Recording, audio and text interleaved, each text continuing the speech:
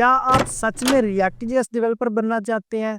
तो अपनी ज़िंदगी का मुझे एक अगला घंटा दे दें, जिसके अंदर मैं आपको रिएक्ट जेएस के अंदर प्रोजेक्ट बनाने के काबिल कर दूँगा।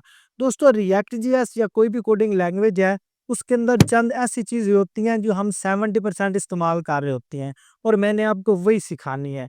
अगर आप उन 70% चीज़ों को सीख लेते हो, जो कि बहुत ही थोड़ी-सी होती है, इतनी ज़्यादा नहीं होती जितनी आप डॉक्यूमेंटेशंस में देखती हो, जितनी आप W3 स्कूल पे जाके देखने लग जाते हो, वो भी चीज़ें बहुत ज़्यादा इंपॉर्टेंट होंगी। लेकिन एज़ अ बिगिनर आपको जस्ट उतनी चीज़ों का पता होना चाहिए कि आप एक दफ़ा प्रोजेक्ट बनाने लग जाओ। जब आप प्रोजेक्ट बनाने लग जाते हो, देन आपका भी इंटरेस्ट डेवलप हो जाता है। देन आप चैट जीपीटी, डीपसीक या किसी भी एआई टूल का इस्तेमाल करके अपना प्रोजेक्ट बना सकते हैं। अदरवाइज़ आपको कोडिंग का नॉलेज नहीं है, आप चाहे जितना मर्ज़ी एआई का इस्तेमाल कर लें, आप कोई भी कोडिंग का काम नहीं कर सकते। अक्सर आप वीडियोज़ देखते हो कि ये बंदा जो है ये कोडिंग की जॉब खा जाएगा, फलाँ एआई टूल आ गया तो रिएक्ट जेएस डेवलपर गया, फलाँ एआई टूल आ गया तो वेब डेवलपर गया, ये सब झूठ है। कोई बंदा भी कोडिंग और डेवलपिंग वाला जो बंदा है ना, कोडर की जॉब नहीं खा सकता। क्यों? क्योंकि इसके अंदर एक माइंडसेट चाहिए होता है, इसके अंदर आपको कस्टमाइज़ेशन करनी पड़ती है। एक बंदे को कोडिंग ही नहीं आती, आप उसको जस्ट एक एचटीएमएल का टैग लगा के दे दो, तो उसको बोलो इसको कस्टमाइज़ करके दे दे, उसे क्या पता div क्या है, उसे क्या पता h1 का टैग क्या है, उसे क्या पता इनलाइन सीएसएस क्या होती है, उसे क्या पता है किसको कैसे होस्ट करना है, डीएनएस क्या है, होस्टिंग क्या है, पीएचपी में एडमिन क्या है, या इसके अलावा होस्टिंग डोमेन क्या चीज़ें हैं, उसको तो नहीं ना पता। तो ये सब झूठ है, इन चीज़ों में आपने नहीं पढ़ना, आपने अपनी जो स्किल है उसको सीखना है और साथ में आपने एआई का टच ज़रूर देना है। लेकिन जो बेसिक चीज़ें हैं, जो एक वो चीज़ें हैं जो आप अगर सीख लेते हो, उसके बाद आप एआई टूल का इस्तेमाल कर लेते हो, तो वो मैं आपको रिएक्ट जेएस के हवाले से जितनी भी चीज़ें हैं, वो सारी इस 1 घंटे के अंदर समझा दूँगा।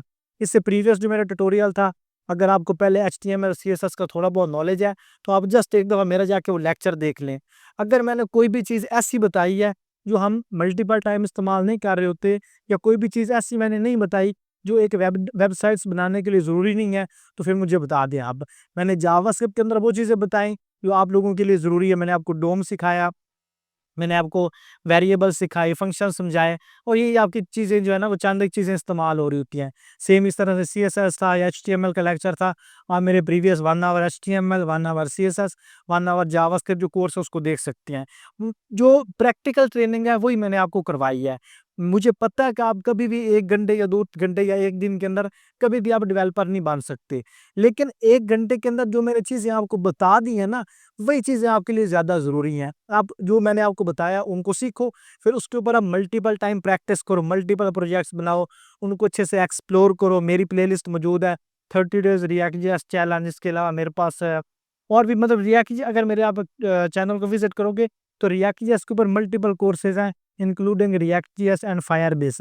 इन सब के बाद मैंने एक चीज़ एनालाइज़ की है कि इसमें से ना हमें चंद एक चीज़ें चाहिए होती हैं, ये हमें बार-बार इस्तेमाल करनी पड़ती हैं। तो वो चीज़ें मैं आपको सिखाऊँगा कि आप 70-80% जो चीज़ें हम इस्तेमाल करते हैं रिएक्ट जेएस के अंदर, वो चीज़ें मैं आपको सिखा दूँ अगले 1 घंटे के अंदर। तो सबसे पहले इस कोर्स के अंदर जो आपने 3 प्रोजेक्ट बनाने हैं, आप उनको देख लो।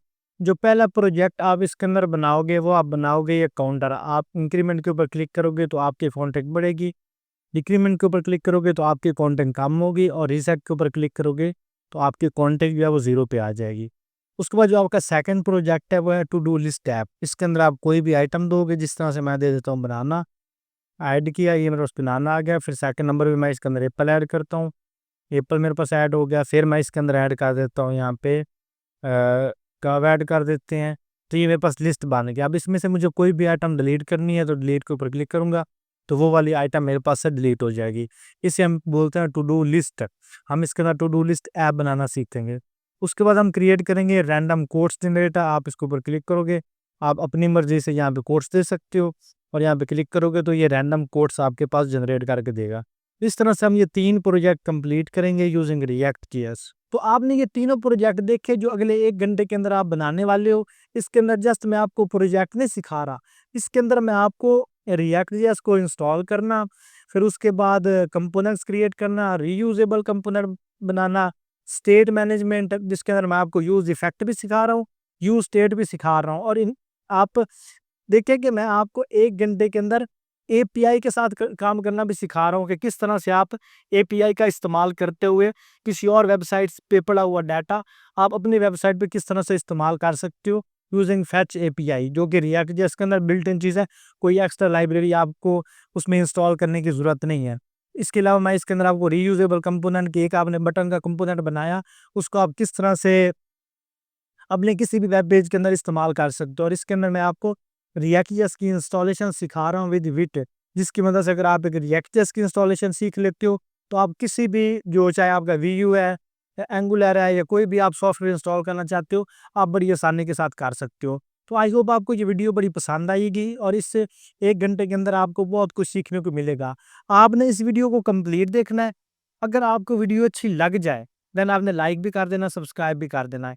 अगर आपको ये वीडियो अच्छी नहीं लगती, अगर आपको लगता है कि इसमें कोई भी चीज़ जो है वो ऐसी नहीं है कि आप कोई इसमें कोई चीज़ सीखने को मिले या कोई भी इसमें मैंने चीज़ इर्रेलेवेंट बताई है, तो आपने डिसलाइक करना है, नीचे आपने कमेंट कर देना है कि इसमें क्या गलती है, मैं अगली जो है ना उसको इम्प्रूव करने की कोशिश करूँगा। तो लेकिन अगर आपको अच्छी लगती है वीडियो, अगर आप इन फ्यूचर इस तरह के और ट्यूटोरियल देखना चाहते हो, क्योंकि मेरा एम है कि मैं 1 आवर नोड.जेएस का कोर्स लेके आऊँ, मैं 1 आवर आपके लिए नेक्स्ट.जेएस का कोर्स लेके आऊँ, मैं 1 आवर मंस्टार का कोर्स लेके आऊँ, कि 1 घंटे के अंदर जो ज़रूरी चीज़ें हैं, वो आपको सारी इंक्लूड कर दूँ, ताकि आपको एक कम टाइम में आपको ज़्यादा सीखने को मिल जाए। और इसके बाद हम लॉन्ग वीडियोज़ भी लेके आएँगे, जिसमें मल्टीपल प्रोजेक्ट्स बनाएँगे, एक कंप्लीट प्रोजेक्ट बनाएँगे, चाहे रिएक्ट.जेएस आप बोलोगे, आप नेक्स्ट.जेएस बोलोगे, आप फायरबेस बोलोगे, आप रिएक्ट नेटिव बोल दोगे कि हमें रिएक्ट नेटिव के अंदर कोई एक कंप्लीट मोबाइल एप्लीकेशन चाहिए, तो वो भी मैं आपको बना के सेंड कर दूँगा, आपको सिखा दूँगा किस तरह से बनानी है और विदाउट एनी कॉस्ट बिल्कुल फ्री में आपको यूट्यूब पे मैं वो जो मटेरियल है, वो प्रोवाइड कर दूँगा। सेम इस तरह से अगर आपको वर्डप्रेस के अंदर मास्टर बनना है, तो मैं 1-2 घंटे के अंदर आपको वर्डप्रेस के अंदर कंप्लीट एक ई-कॉमर्स वेबसाइट बना के दिखा दूँगा, जिसके अंदर इंक्लूडिंग मैं आपको पेमेंट मेथड लगाने भी सिखा दूँगा। अगर आप इस तरह की वीडियोज़ देखने में इंटरेस्टेड हो, तो आप नीचे कमेंट्स करोगे, कमेंट्स करने और साथ में मुझे हौसला अफ़ज़ाई करनी है मेरी, कि ताकि मैं आप लोगों के लिए और ज़्यादा अच्छा कंटेंट प्रोड्यूस कर सकूँ। अब बगैर टाइम को ज़ाया करते हुए हम रिएक्ट.जेएस को स्टार्ट करते हैं। तो सबसे पहले हम स्टार्ट करते हैं रिएक्ट.जेएस की इंस्टॉलेशन से। जी, तो प्रोग्रामर्स, अब रिएक्ट.जेएस को इंस्टॉल करने से पहले आपके पास नोड.जेएस का इंस्टॉल होना ज़रूरी है।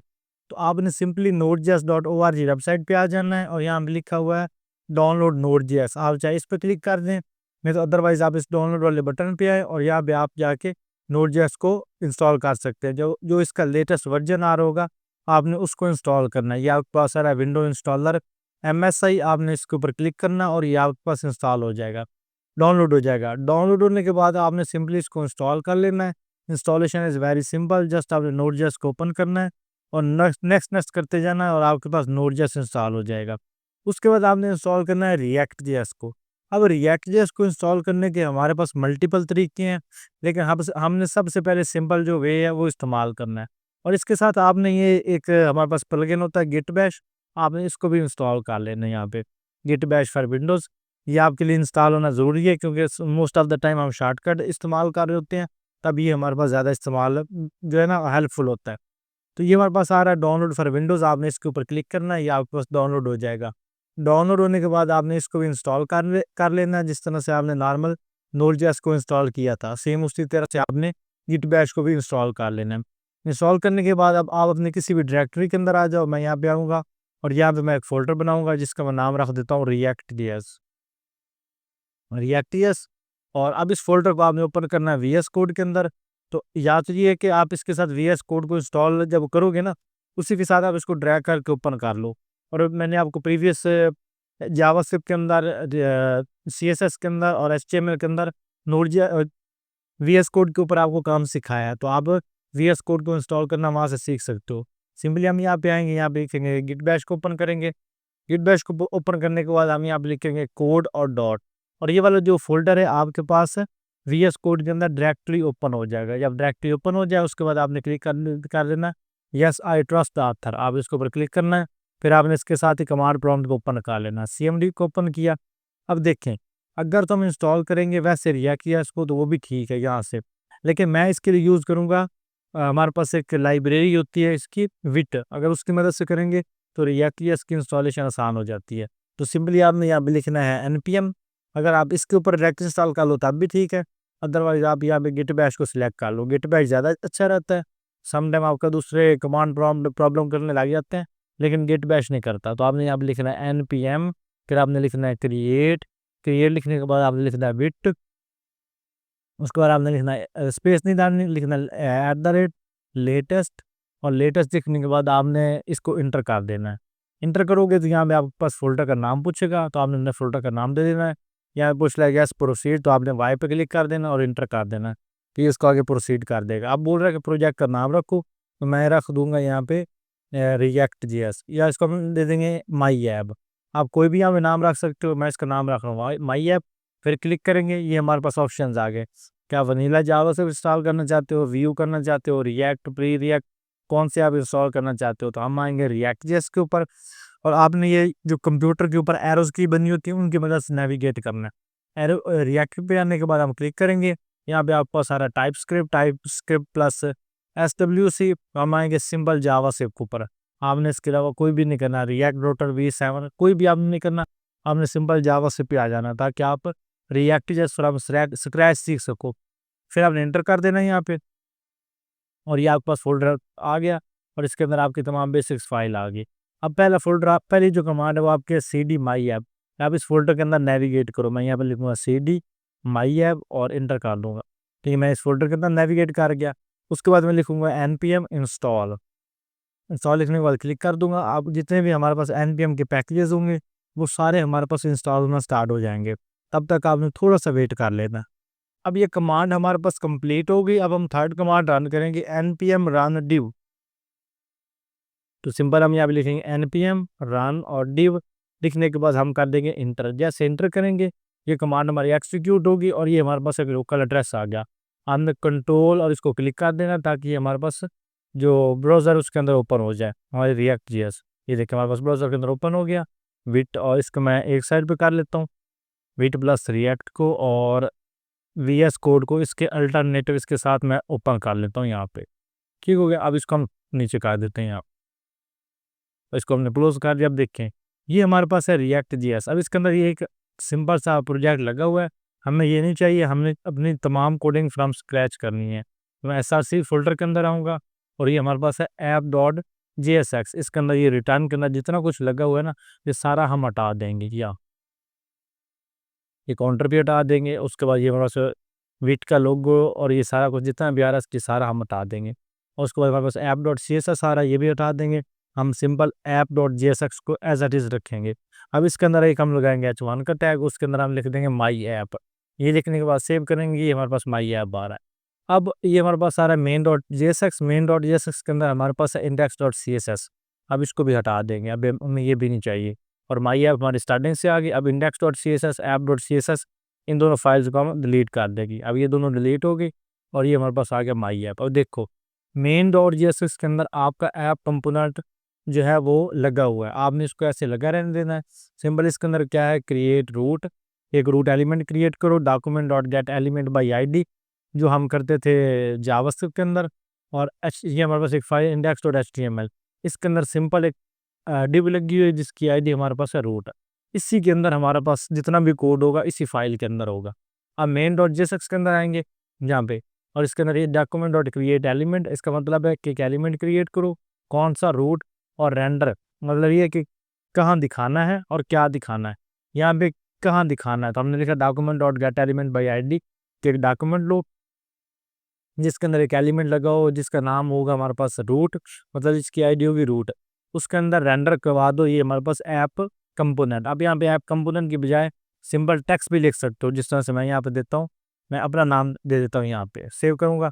अब क्या ऐप कंपोनेंट नहीं भी लगाऊंगा ना, तो जो यहाँ पे मैंने टेक्स्ट दिया वो टेक्स्ट मेरे पास यहाँ पे आ गया। अब कंपोनेंट लगाने का मकसद है कि जो हमने पीस ऑफ कोड बनाया था वो पीस ऑफ कोड इसके अंदर आ जाएगा। अब वो जो कंपोनेंट हमने बनाया था ना वो था हमारे पास app.jsx। अब app.jsx के अंदर हमने जस्ट लिखा माई ऐप। ये तो हमारे पास होगी वर्डप्रेस की, हमारे पास होगी रिएक्ट जेएस की इंस्टॉलेशन, और इंस्टॉलेशन होने के बाद हमने इसके अंदर अपना फर्स्ट जो वर्ड है वो लिख लिया। अब देखो, अब मेरा जो मेन मकसद है ना, मेरा मेन मकसद है कि आपको रिएक्ट जेएस जो है ना उसके जितने भी फीचर है एडवांस वाले वो सिखाना।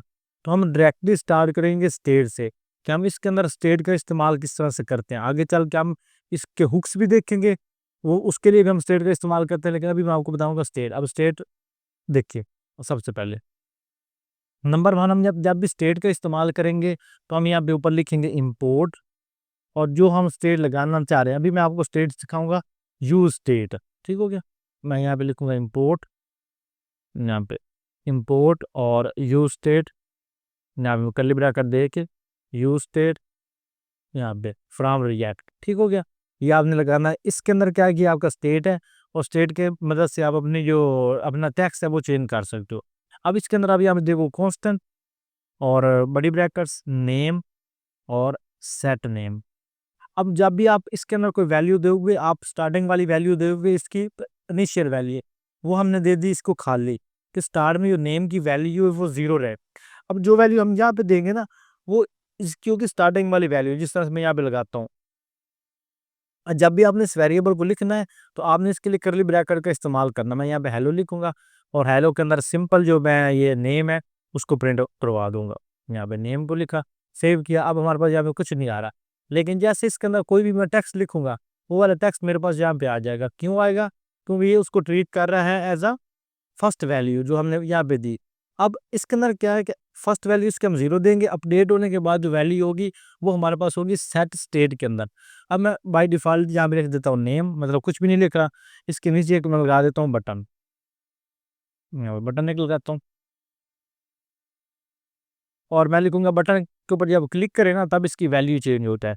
मैं सिंपली यहाँ पे लिखूंगा बटन, और बटन के ऊपर मैं दे दूंगा एक मतलब लिंक दे दूंगा चेंज नेम, और इसके ऊपर मैं लगा दूंगा ऑन क्लिक इवेंट। जब इसके ऊपर क्लिक किया जाए, जैसे क्लिक होने के साथ ही इसके ऊपर एक एरो फंक्शन चल जाए, जो कि मैंने आपको एरो फंक्शन सिखाया था। साथ ही जो सेट हमारे पास नेम है वो चेंज हो जाए। अब पहले हमारे पास था कुछ भी नहीं, अब मैं लिखता हूँ बाबर अली। ठीक हो गया, कि एक बटन होगा, बटन के ऊपर जैसे मैं क्लिक करूंगा इसकी जो वैल्यू वो हो जाएगी बाबर अली, जिस तरह से ये आपके पास होगी। ठीक हो गया, बहुत ही सिंपल वे के अंदर दे दो। अब बाई डिफॉल्ट इसके ऊपर कोई वैल्यू नहीं है, यहाँ पे मैं क्लिक करता हूँ, जैसे चेंज नेम के ऊपर क्लिक किया तो हमारे पास इसकी जो वैल्यू है वो चेंज हो गई। इस तरह से आप रियल टाइम के अंदर वैल्यू चेंज करवा सकते हो। ये बेसिक जो आपका एक वर्जन है, बेसिक सा version using of React JS. I hope आपको इसकी समझ आई होगी कि हम किस तरह से स्टेट का इस्तेमाल करते हैं।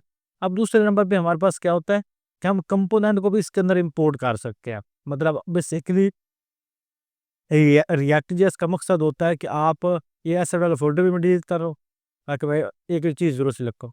रिएक्ट जेएस का भी एक मकसद होता है कि आप अपनी वेबसाइट को टुकड़े के अंदर बांट के उन टुकड़ों को आप इकट्ठा कर लो। अब मैं इसको एक दफ़ा ख़त्म कर रहा हूँ यहाँ पे। सिर्फ मैं एक अलग एक फ़ाइल के अंदर एक कंपोनेंट लगाऊंगा, उस कंपोनेंट को मैं आपको यहाँ लगा के दिखाऊंगा। अब एसआरसी फ़ोल्डर के अंदर मैं यहाँ पे एक फ़ोल्डर क्रिएट कर लेता हूँ, जिसका मैं नाम रख देता हूँ स्क्रीन, या इसको हम रख देते हैं कंपोनेंट्स। मैं यहाँ पे रखूँगा कंपोनेंट्स। जब हम यूज़ करते हैं रिएक्ट नेटिव का तब हम इसको रखते हैं स्क्रीन, लेकिन जब हम यूज़ कर रहे हैं रिएक्ट जेएस का तब इसका हम नाम रखेंगे कंपोनेंट्स। अब कंपोनेंट वाले फ़ोल्डर के अंदर यहाँ पे एक मैं फ़ाइल क्रिएट करूँगा जिसका नाम रखूँगा हेलो। हेलो उसके बाद रखूँगा .jsx। अब जेएस भी नाम रख सकते हो और जेएसएक्स भी। ये लिखने के बाद अब जब भी आपने कंपोनेंट को डिफाइन करना है, सिंपली आप यूज़ करोगे फंक्शन का। फंक्शन लिखने के बाद आप कंपोनेंट का नाम लिखोगे, और उसके बाद आप इसके अंदर जो भी वैल्यू देना चाहते हो, पहले जिस तरह से हम नॉर्मल फंक्शन लगाते हैं जावास्क्रिप्ट के अंदर, वो वाला फंक्शन डिफाइन किया। उसके बाद हम लिखेंगे रिटर्न। अब रिटर्न के अंदर हम एक वैल्यू प्रिंट करवा देंगे जिसका हम लिखेंगे हेलो। जस्ट एक h1 का टैग लेंगे और उसके अंदर मैं लिख दूंगा हेलो। मैं अब हेलो लिख दिया, सेव किया। अब मेरे पास कुछ भी नहीं आएगा। अब सबसे पहले जब भी इस कंपोनेंट को आपने यूज़ करना है इनटू अनदर फाइल, तो आपने इसको लिखना है एक्सपोर्ट और डिफ़ॉल्ट और उसके बाद कंपोनेंट का नाम। अब एक चीज़ का आपने ख्याल रखना है कि जब भी आप फंक्शन लगा रहे होगे तो फंक्शन का आप फर्स्ट लेटर कोई भी रख सकते हो, लेकिन जब उस फंक्शन को आप यूज़ करना चाह रहे हो एज अ कंपोनेंट, देन आपने इसका फर्स्ट लेटर हमेशा कैपिटल रखना है। अगर आप इसका फर्स्ट लेटर कैपिटल नहीं रखोगे देन ये वर्क नहीं करेगा। अब इस कंपोनेंट को इंपोर्ट करने के लिए, यहाँ पे लिखने के लिए मैं लिखूंगा इंपोर्ट, और उसके बाद मैं यहाँ पे उस कंपोनेंट का नाम रखूंगा। यहाँ पे इंपोर्ट हेलो, और हेलो लिखने के बाद यहाँ लिखूंगा फ्राम, और उसके बाद जो हेलो का एड्रेस है वो दे दूंगा यहाँ पे कंपोनेंट्स। कंपोनेंट्स के अंदर मेरे पास हेलो वाला फोल्डर यहाँ पे, ठीक हो गया, हेलो वाली फाइल, ठीक हो गया। और अगर आप वैसे यहाँ पे हेलो लिखोगे तो आपके पास नीचे सजेशन भी आ जाएगी। आप यहाँ पे जो टैब्स है उनको क्लिक करोगे तो ऑटोमेटिकली भी इसका एड्रेस कंप्लीट हो जाएगा। अब इस कंपोनेंट को आपने सिंपली यहाँ पे ब्रैकेट्स के अंदर लिख देना, यहाँ पे जिस तरह से हम कोई भी टैग लिखते हैं। सेव किया, मेरे पास आ गया हेलो। आई होप आपको इसी की समझ आई होगी कि हम हेलो इसके अंदर किस तरह से लिखते हैं। अब इस हेलो के अंदर आप जो डाटा वो पास कर सकते हो, मिसाल के तौर पे जिस तरह से हमने पहले एक डाटा लगाया था, तो उसके लिए हम सेम ये वाला मेथड इस्तेमाल कर सकते हैं। हम यहाँ पे लिखेंगे कांस्टेंट, कांस्टेंट को हम नाम दे देंगे नेम, और सेकंड नंबर पे इसको हम दे देंगे सेट नेम। सेट नेम दिया, और इसके साथ जिसको यूज स्टेट है उसके अंदर मैं वैल्यू उसकी रख रहा हूँ एम्प्टी, ताकि इसके अंदर मेरे पास स्टार्ट में कोई वैल्यू ना हो। या इसके अंदर हम अपना चैनल का नाम रख देते हैं क्रिएटिव बाबर, ठीक है, ताकि आपको बेटर अंडरस्टैंडिंग हो जाएगी कि नेम ये किस तरह से वार करेगा। अब इसको लिखने के बाद अब ये जो डाटा है ना, अब इसके अंदर हमने डाटा लिया वेरिएबल के अंदर। अब इस वेरिएबल डाटा को आपने दूसरे कंपोनेंट के अंदर किस तरह से पास करना है, उसके लिए इसके अंदर आप पास कर दोगे एक एट्रीब्यूट। इसके अंदर हम यूज़र के नाम से एक एट्रीब्यूट लगाएंगे, और इसके अंदर हम लिख देंगे उस एट्रीब्यूट का नाम। अब हमारे पास एट्रीब्यूट है नेम, अब नेम को मैंने लिखा यूज़र के अंदर, अब सेव किया। अब ये जो नेम है ना, ये मैं लगाऊंगा हेलो के अंदर। अब हेलो के अंदर लिखने के लिए यहाँ पे मैं यूज़ कर रहा हूँ प्रिंसेस का, इसी के अंदर मैं यूज़ करूँगा करली ब्रैकेट, और यहाँ पे उससे मैं जो जिस चीज़ को मैंने वहाँ पे लगाया है, मतलब एज आ उसका कंपोनेंट पास किया है, उसी को मैं यहाँ पे एज आ इसका पैरामीटर पास कर लूँगा। अब इस पैरामीटर को कॉल करने के लिए यहाँ पे हेलो, हेलो के साथ मैं लूँगा करली ब्रैकेट्स, करली ब्रैकेट लेने के बाद इसके अंदर उसकी वैल्यू पास कर दूंगा। अब मेरे पास आ जाएगा हेलो क्रिएटिव बाबर। अब नेम मैंने पास किया था इस कंपोनेंट के अंदर, ऐप कंपोनेंट के अंदर, लेकिन मैं इसको यूज़ कर पा रहा हूँ हेलो कंपोनेंट के अंदर। तो this is the beauty of react JS, कि आप कंपोनेंट्स के अंदर काम कर सकते हो और उन कंपोनेंट को आप एक जगह पे इकट्ठा कर सकते हैं। अब सेम इसको मैं चाहता हूँ कि मैं बटन के ऊपर क्लिक करूँ और इसकी जो वैल्यू है वो चेंज हो जाए। तो सेम उसके लिए मैं यहाँ पे ऐप डॉट जेएसएस के अंदर आऊँगा, और यहाँ पे मैं एक फंक्शन लिखूंगा ऑन क्लिक के पे। यहाँ पे लूँगा बटन का टैग, और बटन के ऊपर मैं लिख लूँगा चेंज नेम, और यहाँ पे इसके ऊपर मैं इमेज पास कर दूंगा, इसको लिखूंगा ऑन क्लिक। ऑन क्लिक के ऊपर पास करने के बाद सेम उसी तरह से मैं इसके अंदर एरो फंक्शन यूज़ करूँगा, और यहाँ पे हम लिख देंगे सेट नेम और सेट नेम। अब सेट नेम के अंदर हम दे देंगे इसको सेट नेम क्रिएटिव बाबर, तो हम कर देंगे सब्सक्राइब। ठीक हो गया, यहाँ पे सब्सक्राइब लिख देंगे, सेव किया। अब मैं इसके ऊपर क्लिक करूँगा, मेरे पास आ गया हेलो सब्सक्राइब। पहले मेरे पास आ रहा था हेलो क्रिएटिव बाबर, जैसे मैंने चेंज नेम के ऊपर क्लिक किया मेरे पास आ गया hello subscribe. This is the beauty of react JS, कि आप रिएक्ट जेएस के अंदर बहुत ही सिंपल वे के अंदर एक जो कंपोनेंट है उसको दूसरे कंपोनेंट के अंदर इस्तेमाल कर सकते हो। अब उसके बाद जो इसका इंपॉर्टेंट टॉपिक आता है वो हमारे पास होता है, आप इसके अंदर लिस्ट को किस तरह से रेंडर कर सकते हो। अब सबसे पहले जब भी आप लिस्ट लगाते हो तो लिस्ट के लिए आप यूज़ करते हो एरे, एरे का। हम यहाँ पे पहले एक लिस्ट लगाएंगे, फिर उस लिस्ट को मैं आपको रेंडर करके दिखाऊंगा। अब लिस्ट लगाने के लिए सिंपली मैं यहाँ पे लिखूंगा कांस्टेंट, और इसका मैं नाम दे देता हूँ फ्रूट्स। अब जो फ्रूट्स है इसके अंदर जिस तरह से हमारे पास करते हैं, यहाँ पास करेंगे एप्पल, और फिर इसके अंदर हम पास कर देंगे बनाना और ऑरेंज। मैंने 3 नाम पास कर दिए, आप इसके अंदर मल्टीपल जो नाम है वो पास कर सकते हैं। अब इसको रेंडर करवाने के लिए ना सिंपली हम यहाँ पे यूज़ करते हैं एक डिव, और इस डिव के अंदर हम यहाँ पे यूज़ करेंगे रेंडर करने के लिए। सबसे पहले इसका नाम हमारे पास क्या है, फ्रूट्स। मैं यहाँ पे लूँगा फ्रूट्स डॉट मैप, ये फ्रूट्स को मैप करो। मैप करने के बाद क्या करो, इसकी इसको रेंडर करने के हमारे पास मल्टीपल तरीके हैं। एक तो ये कि आप इसके अंदर इसकी लेंथ के थ्रू कर सकते हो, सेकंड नंबर पे आप इसको मैप करवा सकते हो। अब जो सबसे सिंपल है ना कि वो कि आप इसको एक कंडीशनल रेंडर के थ्रू जो है ना, कंडीशनल रेंडरिंग के थ्रू आप इसको लगा दो। मैं आपको वो पहले सिखाऊंगा, उसके बाद हम इसका जो नेक्स्ट स्टेप है वो हम फॉलो करेंगे। उसके लिए यहाँ पे मैं यूज़ करूँगा करली ब्रैकेट्स, करली ब्रैकेट यूज़ करने के बाद यहाँ पे लूँगा फ्रूट्स, और फ्रूट यूज़ करने के बाद मैं लिखूँगा डॉट लेंथ। अगर जो फ्रूट की लेंथ है वो होती है ग्रेटर देन 0, देन क्या करो, देन मेरे पास ये जो मेरे पास प्रिंसेस है ना, ये जो मेरे पास छोटी ब्रैकेट है, इसके अंदर जो मैं वैल्यू दूंगा उसको प्रिंट करवा दो। उसके अंदर मैं पास कर दूंगा यूज़र, यहाँ पे यूज़र डॉट मैप, और मैप के अंदर मैं पास कर दूंगा यहाँ पे यूज़र को, और फिर इसके अंदर हम इसका दे देंगे इंडेक्स। अब सबसे पहले मेरे पास आ जाएगा यहाँ पे यूज़र, सॉरी नॉट यूज़र, यहाँ पे आ जाएगा फ्रूट्स। फ्रूट्स डॉट मैप के फ्रूट की अगर लेंथ होती है 0 से ज़्यादा, यानी उसको मैप करो। मैप करने के बाद उसके साथ क्या करो कि एक उसके अंदर पैरामीटर पास कर दो फ्रूट, जिसके अंदर हमने फ्रूट को टारगेट करना है। सेकंड नंबर पे इसके अंदर आप पास कर दो पैरामीटर इंडेक्स। अब इंडेक्स के अंदर आपने क्या करना है, उसका इंडेक्स नंबर आपने इसके अंदर लेना है। इंडेक्स नंबर लेने के बाद इसके अंदर आप वैल्यू को रिटर्न भी करवा सकते हो, और सिंपल यहाँ पे टैग का इस्तेमाल भी कर सकते हो। मैं यहाँ पे एक टी का टैग इस्तेमाल कर लूँगा, ताकि हम एक ही लाइन के अंदर उसको टैगल कर सके। और यहाँ पे मैं इसको एक दफ़ा कट करता हूँ ताकि आपको एक एक स्टेप जो इसका स्टार्ट से दिखाओ, या फूड और लेंथ। और जब आप इस इन ब्रैकेट्स को एंड कर रहे हो ना, यहाँ पे डबल डॉट लगा के अगेन करली ब्रैकेट यहाँ पे इस्तेमाल कर लोगे, सॉरी प्रिंसेस का इस्तेमाल कर लोगे, और उसके अंदर आप पी का टैग पास कर देते हैं। और यहाँ पे हम लिख देते हैं no fruits found, no fruits found. अगर इसके अंदर कोई भी फ्रूट नहीं होगा तो हमारे पास आ जाएगा नो फ्रूट फाउंड।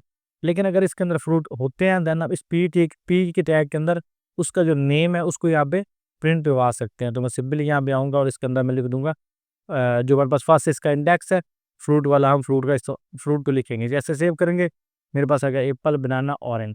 अब इसके साथ में हमने इंडेक्स नंबर जो है वो भी प्रिंट करवाना है, तो हम यहाँ पे की पास करेंगे और की के अंदर हम इसका इंडेक्स देंगे।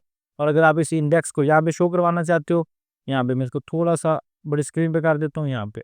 अगर आप इस इंडेक्स को भी इसके साथ शो करवाना चाहते हो तो उसके लिए सिंपली आप यहाँ पे आओगे और इसके साथ जो इसका इंडेक्स है उसको भी लिख दोगे की को। यहाँ पे कर्ली ब्रैकेट आप लोगे, कर्ली ब्रैकेट लेने के बाद आप यहाँ पे लिखोगे की और इसको क्लोज कर दोगे। आप सेव करोगे साथ में इसकी की भी आएगी, सॉरी इंडेक्स हमने दे दिया था नॉट की, हम यहाँ पे इंडेक्स को पास करेंगे। मेरे पास आ जाएगा एप्पल 1, एप्पल 0, बनाना 1, ऑरेंज 2, जो जिस तरह से हमारे पास इंडेक्स नंबर इसका वर्क करता है। अब ये तो जब इसको आप एक लाइन के अंदर यूज़ कर रहे हो, लेकिन अगर हम इसको अलग लाइन के अंदर यूज़ कर लेते हैं तो मैं यहाँ पे इसको यहाँ से काट कर लूँगा, फिर इसके अंदर लूँगा प्रिंसेस लेने के बाद अब इसके अंदर मैं यहाँ पे अगेन इस तरह से हम नॉर्मल यूज़ करते हैं, इसके अंदर मैं रिटर्न भी लगा सकता हूँ अगर लगाना चाहो तो। अगर रिटर्न नहीं लगाना तो सिंपली हम यहाँ पे डिव का इस्तेमाल करके और उस डिव के अंदर इस कोड को पेस्ट कर सकते हैं, या सिंपल हम यहाँ पे डायरेक्टली पी का टैग जो वो यहाँ पे लिख सकते हैं। अभी लिखेंगे देन भी हमारे पास जो रिजल्ट है वो सेम आएगा। अब इसके अंदर क्या है कि अब इसके अंदर आप बेटर स्टाइलिंग कर सकते हो, बेटर आप इसकी जो डिज़ाइनिंग है वो कर सकते हैं, वो हमारे पास इसमें ज़्यादा जो है वो पॉसिबिलिटी है। आई होप आपको समझ आ गई होगी कि हम किस तरह से कंपोनेंट्स लगाते हैं और किस तरह से हम लिस्ट को रेंडर करते हैं। लेकिन अगर इसके अंदर कोई वैल्यू नहीं होगी, एरे हमारे पास एम्प्टी होगा, देन हमारे पास आ जाएगा नो फ्रूट्स फाउंड। अब इसके अंदर आपको कंडीशंस का भी पता चल गया कि हमने कंडीशन किस तरह से सेट करनी है, और सेकंड नंबर पे आपको लिस्ट रेंडरिंग भी आ गई, और ये दोनों टॉपिक्स आप लोगों के लिए बहुत ज़्यादा ज़रूरी हैं।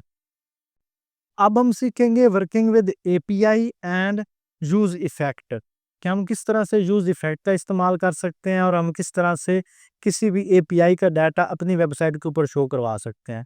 दोस्तों उसके लिए मैं इस सारे कंपोनेंट को डिलीट कर दूंगा क्योंकि हमने एपीआई के साथ काम करना है, तो इसको मैं डिलीट कर देता हूँ।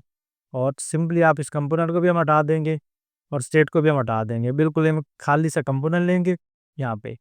अब जब भी आपने स्टेट का इस्तेमाल करना है तो अब आप स्टेट जब भी आपने एपीआई का इस्तेमाल करना है तो आप इसके अंदर स्टेट का भी इस्तेमाल करोगे और आप यूज इफेक्ट का भी इस्तेमाल करोगे, मतलब आप दोनों जो हुक्स हैं उनका इस्तेमाल करोगे। हम यहाँ पे लिखेंगे इंपोर्ट यूज स्टेट, कॉमा डालेंगे और यहाँ पे हम लिखेंगे यूज इफेक्ट। यहाँ पे दो हमने कंपोनेंट्स जो थे इसके, या दो आप इसको बोल सकते हैं हुक्स, इनको हमने इंपोर्ट कर लिया। इंपोर्ट करने के बाद हम यहाँ पे कांस्टेंट सेट करेंगे और इस कांस्टेंट को नाम दे दूंगा पोस्ट, और सेकंड दे दूंगा सेट पोस्ट्स। पहले हमारे पास होंगी सिंपल पोस्ट, मतलब इम्प्टी हम लेंगे, उसके बाद हम लेंगे इसके अंदर के सेट पोस्ट के अंदर हम जितने भी पोस्ट का डाटा होगा एपीआई वाला वो सारा हम इसके अंदर डिस्प्ले करवाएंगे।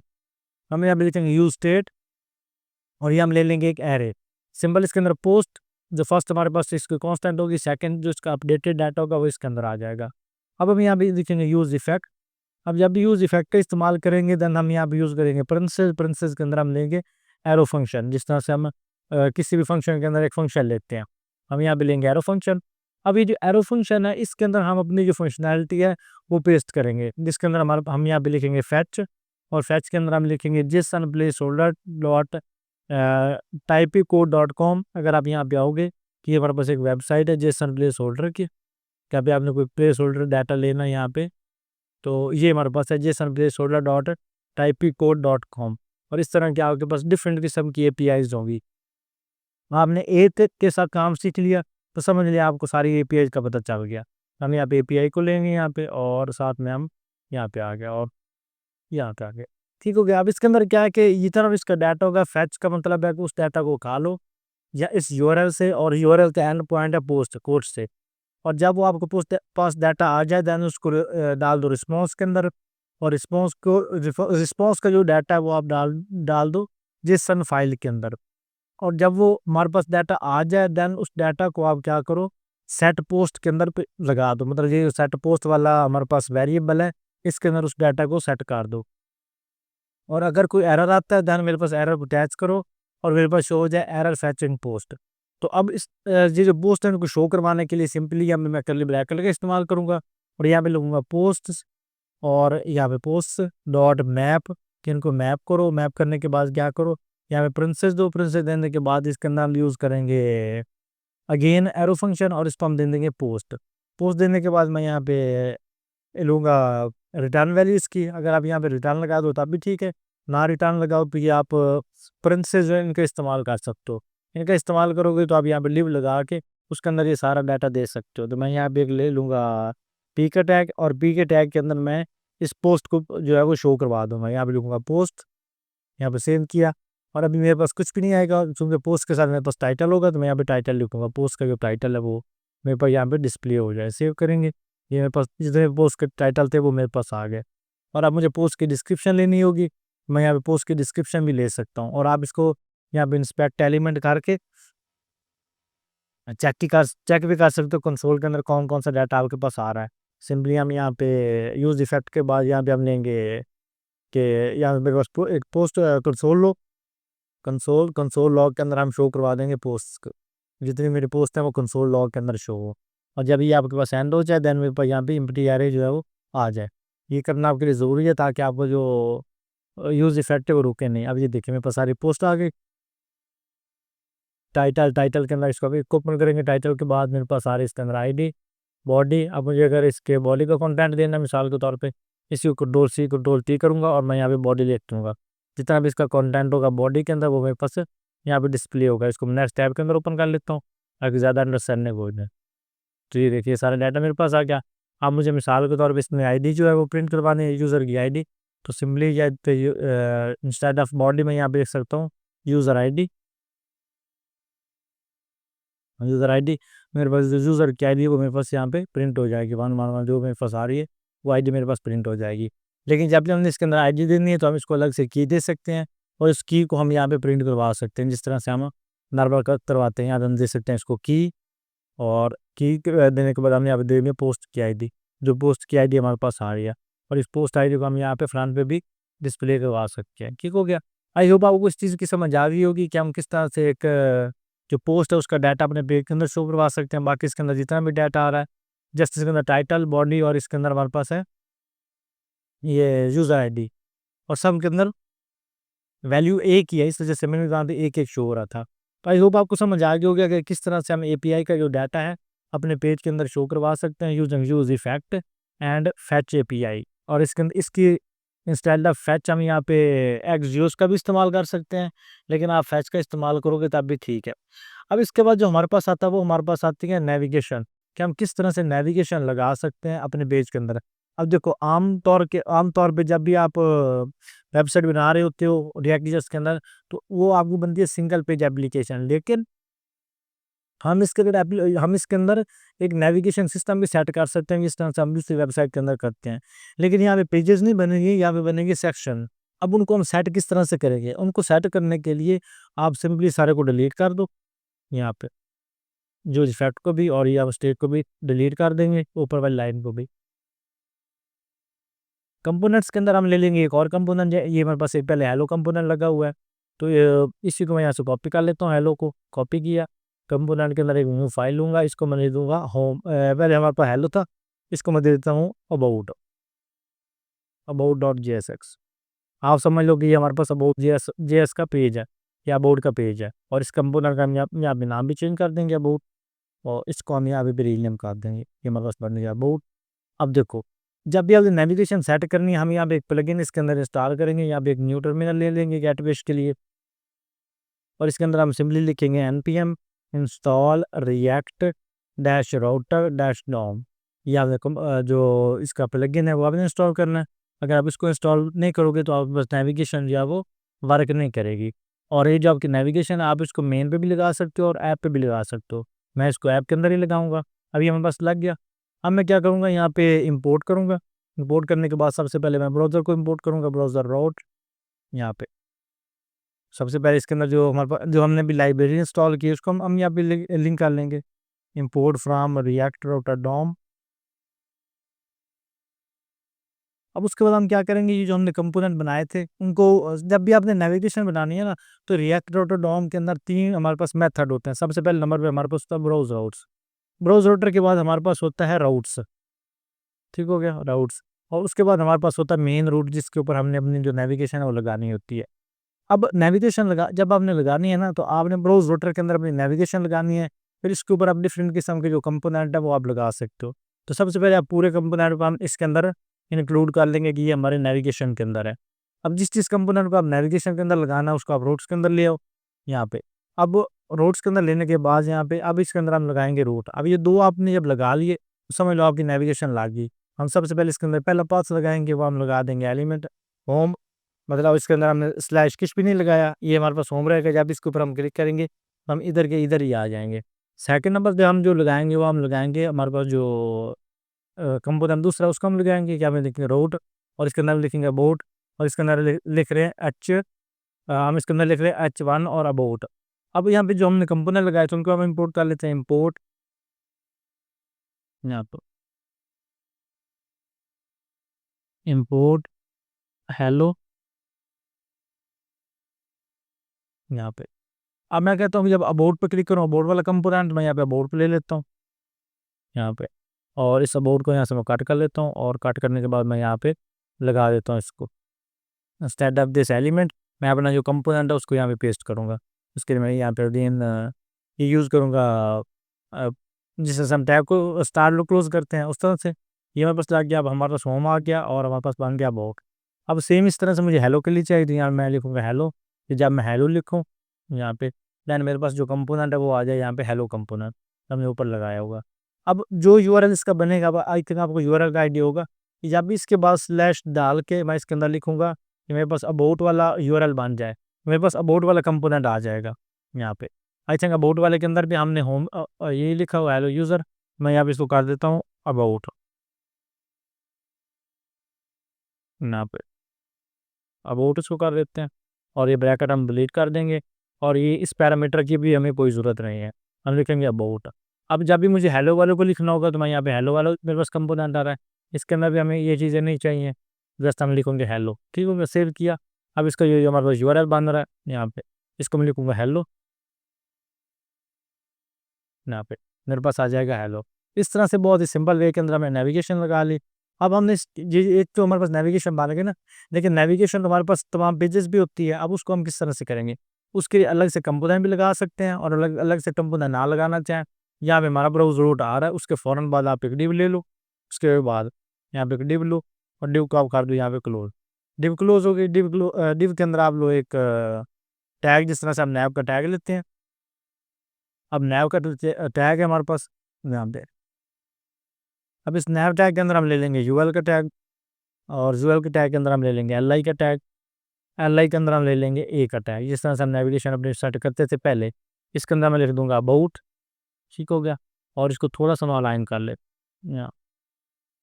इसके अंदर मैंने लिंक लिख दिया अबाउट, ये मैं वैसे लगाऊंगा स्लैश अबाउट, और इसका टेक्स्ट मेरे पास हो जाएगा अबाउट। सेम इसको मैं यहाँ पे कॉपी पेस्ट कर लूँगा, फिर मेरे पास आ जाएगा यहाँ पे होम का भी, क्योंकि इसके अंदर हम होम भी इस्तेमाल कर रहे हैं यहाँ पे। अच्छा, इसके अंदर हमारे पास एक एरर आ रहा है, लेट मी चेक कहाँ पे एरर आ रहा है। तो ये डिव, इसको थोड़ा सा हम अलाइन कर लें यहाँ पे। ये यूएल, अच्छा यूएल हमारे पास सबके साथ आ रहा है, ये हमारे पास यहाँ पे नहीं आएगा, ये यूएल होता है हमारे पास यहाँ। ठीक हो गया, एल आई, फिर इसको क्लोज किया, फिर अबाउट के बाद हमारे पास यहाँ पे हेलो है, तो मैं यहाँ पे दूंगा इसको हेलो, इसका यूआरएल मेरे पास बन जाएगा हेलो। जो यूआरएल हमने यहाँ पे नीचे लगाए हुए हैं ना, ये पाथ के ऊपर, ये वाले इसके यूआरएल है, ये वाले हेलो अबाउट ये वाले। और ये जो अबाउट है और हेलो, इसके अंदर मैं लिख दूंगा हेलो टेक्स्ट। सेव किया। अब हेलो पे क्लिक करूंगा, मेरे पास हेलो आ गया। अबाउट पे क्लिक किया तो अबाउट आ गया। होम पे क्लिक किया तो मेरे पास होम आ गया। और जो होम है ये मेरे पास, इसके अंदर मैंने कुछ भी नहीं लगाया हुआ, इसलिए मेरे पास ये उसी अबाउट को ही शो कर रहा है। और बल्कि हमने होम के ऊपर ये अबाउट लगाया हुआ है, इसको ख़त्म करेंगे। अब होम पे क्लिक करेंगे तो हमारे पास होम आ जाएगा, अबाउट पे क्लिक करेंगे तो अबाउट आ जाएगा, हेलो को क्लिक करेंगे तो हमारे पास हेलो आ जाएगा। इस तरह से बहुत ही सिंपल वे के अंदर हम एक प्रॉपर नेविगेशन सिस्टम सेट कर सकते हैं using React dot DOM in the React JS. I hope आपको समझ आई होगी। अगर फिर भी आपका कोई सवाल है तो आप नीचे कमेंट सेक्शन में पूछ सकते हैं। अब हम क्रिएट करेंगे reusable component. Basically react JS का मकसद होता है कि हम कंपोनेंट को रीयूजेबल बना सकें और वेबसाइट को टुकड़ों के अंदर बांट सकें। अब रीयूजेबल कंपोनेंट किस तरह से बनाते हैं? अब मैं सबसे पहले आपको एक सिर्फ बटन बताऊंगा कि एक हम बटन बनाएंगे, एक बटन को हमने बहुत अच्छे से स्टाइल कर लिया। अब उसी बटन को हम रीयूज किस तरह से कर सकते हैं? तो यहाँ पे कंपोनेंट के अंदर एक मैं लूंगा न्यू फाइल, जिसको मैं नाम दे दूंगा बटन। इसको मैं लिखूंगा .jsx और सेम इस बटन के नाम का कंपोनेंट लगा बना लूंगा बटन।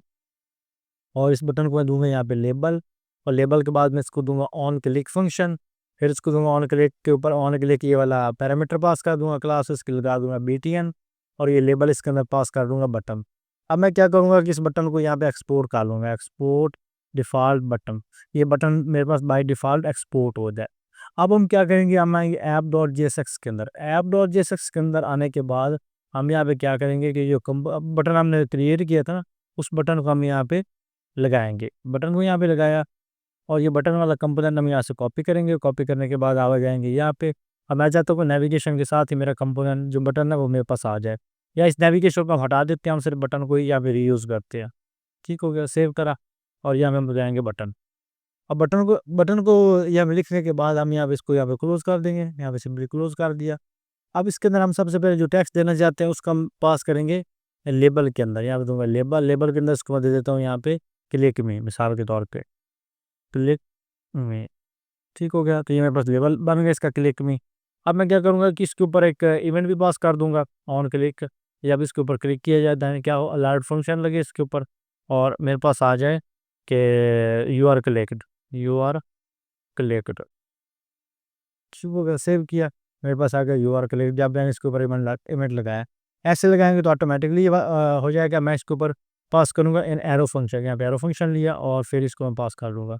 मैंने ये क्या होगा कि मेरे पास जब मैं इसको कहूँगा तब मेरे पास आएगा, क्लिक करूँगा देन मेरे पास वर्क करेगा। अब ये बटन मेरे पास लग गया। अब सेम इसी बटन को मैं यूज़ करना चाहता हूँ अबाउट वाले कंपोनेंट के अंदर, तो देयर इज़ नो इशू। मैं यहाँ पे बटन लिखूँगा और बटन वाला कंपोनेंट लिखूँगा यहाँ पे। ये बटन वाला कंपोनेंट मैंने इंपोर्ट कर लिया। अब इस बटन वाले कंपोनेंट के अंदर मैं यहाँ पे इसके नीचे आऊँगा यहाँ पे, और मैं लिख दूंगा अबाउट कंपोनेंट। यहाँ पे बटन को लूँगा बटन, और इसके अंदर मैं लिख दूंगा यहाँ पे लेबल के अंदर यहाँ पे about, about btn, about button. और फिर इसके अंदर मैं अगेन इवेंट पास कर दूंगा अबाउट बटन क्लिक्ड।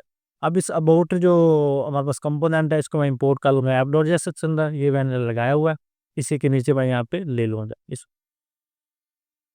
सेव किया, मेरे पास आ गया अबाउट बटन। अब देखो बटन वही है, लेकिन क्या हुआ है कि जब हमने इसको अबाउट btn यहाँ पे लिखा इधर, तो ये मेरे पास अबाउट btn का इसने टेक्स्ट कंटेन कर लिया, उसके ऊपर इवेंट भी और होगा। यहाँ पे आ गया अबाउट बटन क्लिक, और यहाँ पे क्लिक मी जो है वो मेरे पास इवेंट भी आ गया और बटन भी आ गया। बटन वही सेम ही है। अब इसको चेक करने के लिए ये जो बटन वाला कंपोनेंट है, इस बटन को आप यहाँ पे स्टाइल कर सकते हैं। यहाँ लगाते हैं इसको स्टाइल, तो स्टाइल इसको मैं लगा देता हूँ मिसाल के तौर पे बैकग्राउंड कलर, इसको मैं लगा देता हूँ यहाँ पे बैकग्राउंड कलर, और इसको हम लगा देते हैं यहाँ पे ब्लैक।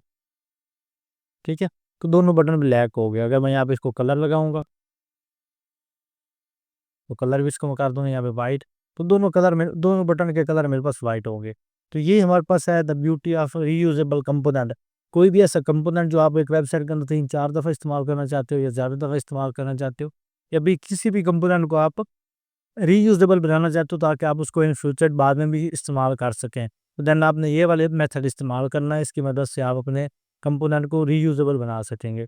आई होप आपको रीयूजेबल कंपोनेंट की समझ आई होगी कि हम किस तरह से किसी भी कंपोनेंट को रीयूजेबल बनाते हैं। अब इसके बाद जो हमारे पास आते हैं वो हमारे पास आते हैं कॉन्टेक्स्ट एपीआई, हमारे पास है टू डू लिस्ट है, ब्लॉग ऐप, इस तरह के एप्लीकेशन अगर हम बनाएंगे देन हमारी ज़्यादा प्रैक्टिस होगी इसके ऊपर। अब जितनी भी इसकी जो बेसिक चीज़ें थी वो मैंने आपको ऑलमोस्ट बता दी रिएक्ट जेएस के अंदर। अब हम इसकी मदद से 2-3 प्रोजेक्ट करते हैं, देन उसके बाद हम नेक्स्ट जेएस के ऊपर मूव कर जाएंगे। तो जो हम पहला प्रोजेक्ट इसके साथ बनाएंगे वो हम बनाएंगे एक काउंटर। काउंटर को बनाने के लिए मैं कंपोनेंट वाले फोल्डर के अंदर एक न्यू कंपोनेंट लूंगा जिसका नाम रखूंगा काउंटर डॉट जेएसएक्स। अब ये काउंटर डॉट जेएसएक्स है, इसके अंदर मैं सिंबल फंक्शन यहाँ पे डिफाइन करूंगा। फंक्शन इसको मैं नाम दूंगा यहाँ पे काउंटर, यहाँ पे नॉट अ बटन काउंटर, यहाँ काउंटर, और यहाँ पे हम इसको हम देंगे 2 स्टेट। सबसे पहले हम इसको देंगे काउंट, तो यहाँ पे दूँगा मैं कांस्टेंट और इसको दूँगा काउंट और सेट काउंट, और instead of react use state मैं यहाँ पे यूज़ करूँगा यूज स्टेट, और ऊपर से यूज स्टेट को मैं यहाँ पे इंपोर्ट कर लूँगा। ठीक हो गया। अब हम यहाँ पे इसके रिटर्न फंक्शन के अंदर इसको लगाएंगे, तो यहाँ पे लिखूँगा रिटर्न, फिर यहाँ पे लिख देंगे पेरेंथेसिस। पेरेंथेसिस देने के बाद मैं यहाँ पे एक सिंपल फ्रैगमेंट ले लूँगा, इसको बोलते हैं फ्रैगमेंट।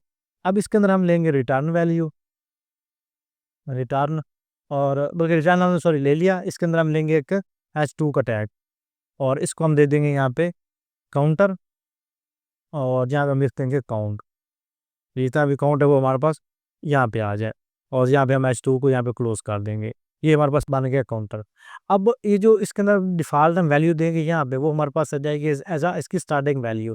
अब यहाँ पे इस कंपोनेंट का हम यहाँ पे एक्सपोर्ट कर देंगे, एक्सपोर्ट डिफ़ॉल्ट काउंटर, और इसको अब हम ऐप डॉट जेएसएक्स के अंदर इंपोर्ट कर लेंगे। यहाँ पे लिखूँगा काउंटर, काउंटर, और ये मेरे पास आगे नीचे कंपोनेंट, इसको यहाँ से कट करूँगा।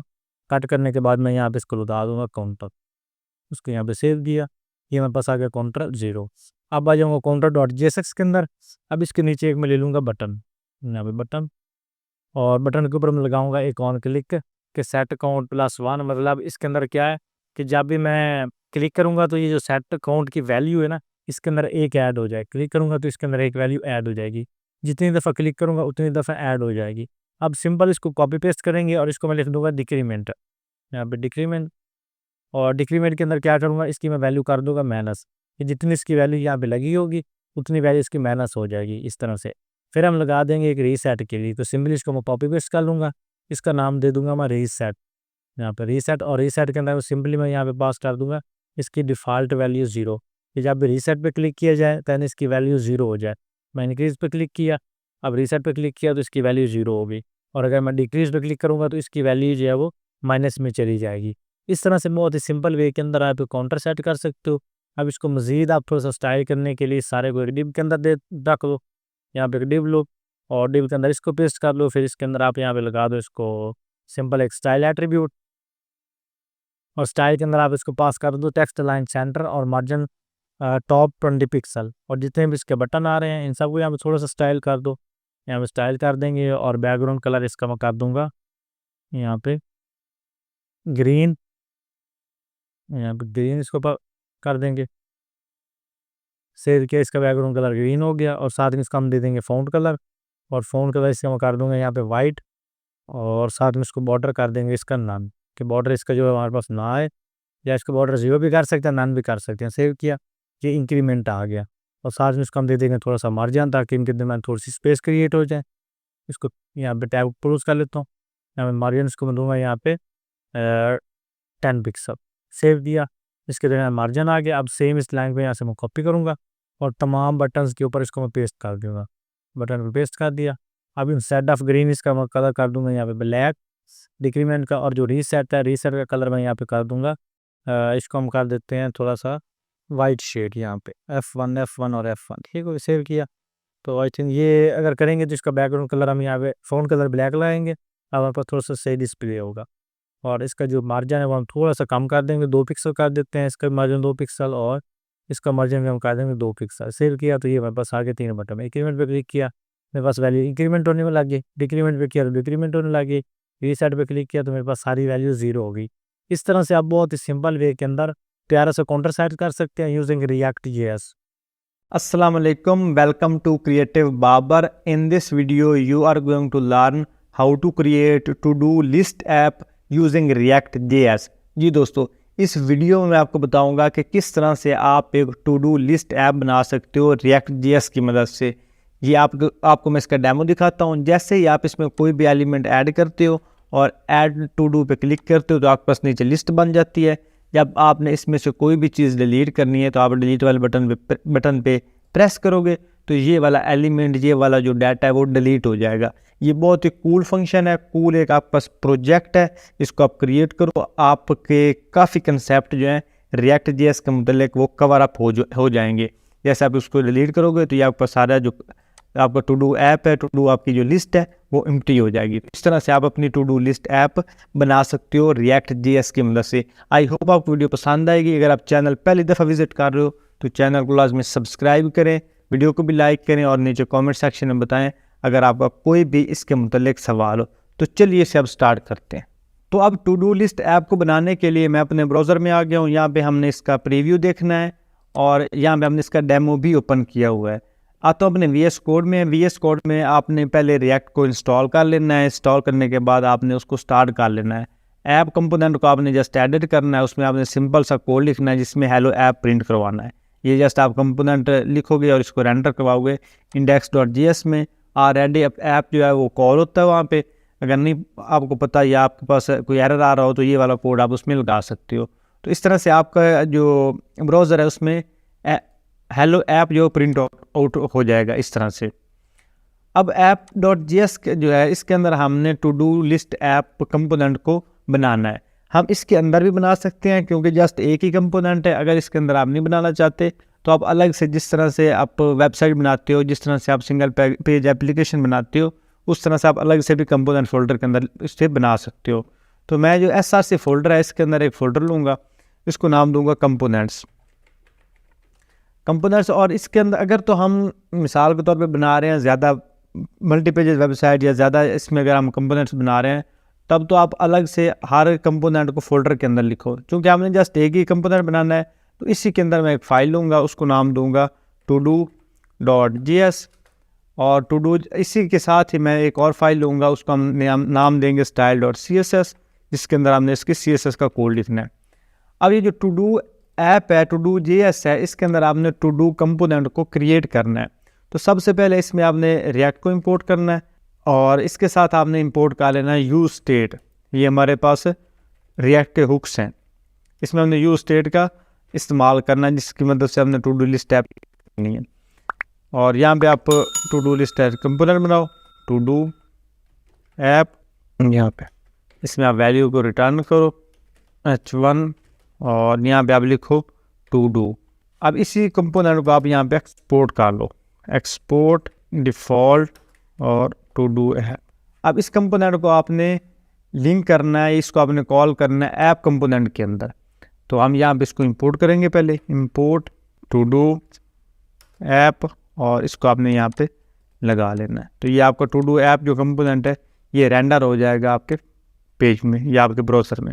तो यहाँ पे हमने इसको लगाया, अब इसको चेक करते हैं। तो ये हमारे पास टू डू आ गया। अब जो टू डू कंपोनेंट है इसके अंदर हमने सिंपल सा कोड लिखना है।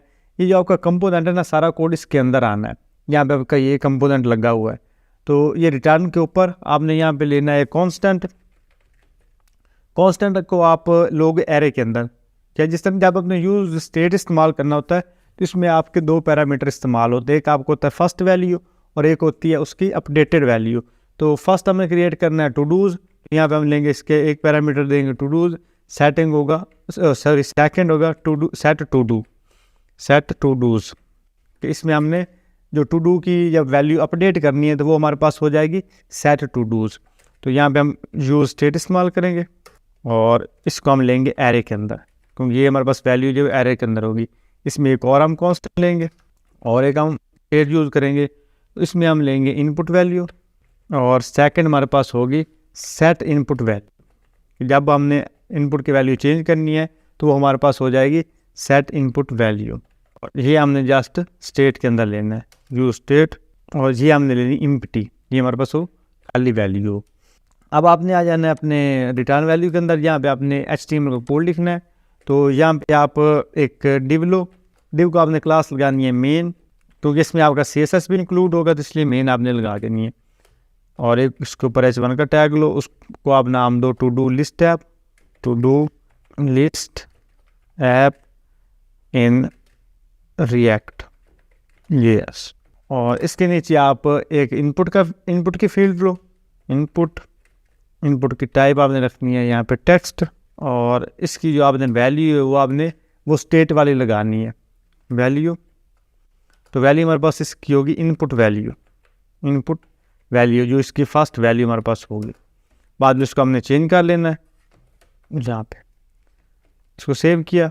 अब इसके नीचे एक बटन लगाते हैं बटन, और इसके ऊपर हम लिखते हैं ऐड टू डू। अब इस बटन के ऊपर आपने एक इवेंट लगाना है ऑन क्लिक का, के अंदर आपने कॉल करना है handle at to do, handle at to do. अब इसको आपने ऊपर क्रिएट करना है, ये आपका एज आ फंक्शन कॉल काम करेगा।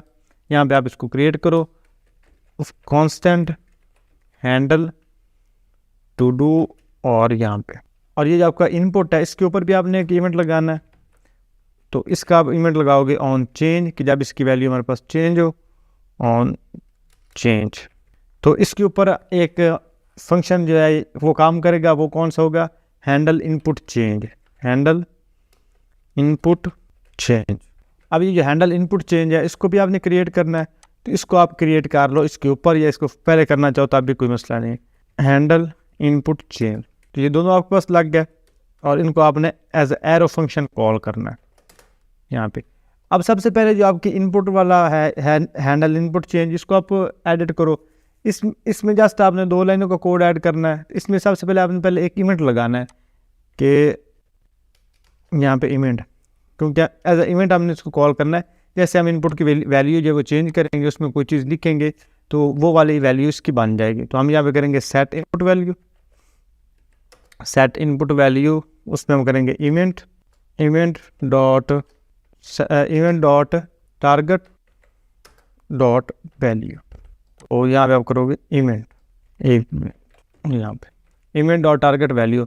इसका क्या मतलब है कि जैसे हम इसके अंदर कोई वैल्यू पुट करेंगे तो ये वाला स्टेट हमारे पास अपडेट हो जाएगा। यहाँ पे हमारे पास एम्प्टी आ रहा है पहले, जैसे हम इसमें कोई चीज़ लिखेंगे तो ये सेट इनपुट वैल्यू स्टेट ये अपडेट कर देगा, जो हम इसमें टेक्स्ट लिखेंगे वो वाली इसकी वैल्यू बन जाएगी।